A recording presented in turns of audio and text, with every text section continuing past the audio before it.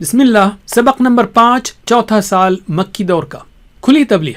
پہلے 3 سال آپ صلی اللہ علیہ وسلم خاموشی سے دعوت دیتے رہے. اس کے بعد آپ کو علانیہ تبلیغ کا حکم ہوا.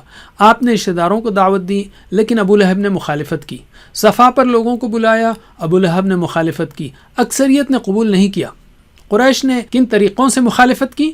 قریش نے آپ کو جادوگر قرار دیا. وہ آپ کی تعلیمات کو جھٹلاتے، بگاڑتے، شک پیدا کرتے اور لوگوں کو روکتے. عام مسلمانوں کا مذاق اڑاتے، تحقیر کرتے، الزامات لگاتے اور گالیاں دیتے. اس ماحول میں رسول صلی اللہ علیہ وسلم نے دعوت کا کام کرنے اور مسلمانوں کی تربیت کے لیے کہاں مرکز بنایا؟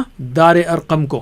اسباق: گھر اور خاندان میں دین کا پیغام پھیلائیں، دین کی تبلیغ میں وسائل کا استعمال کریں، انکار پر مایوس نہ ہوں، اللہ کی مدد پر یقین رکھیں، تمام افراد کی تربیت کا انتظام کریں.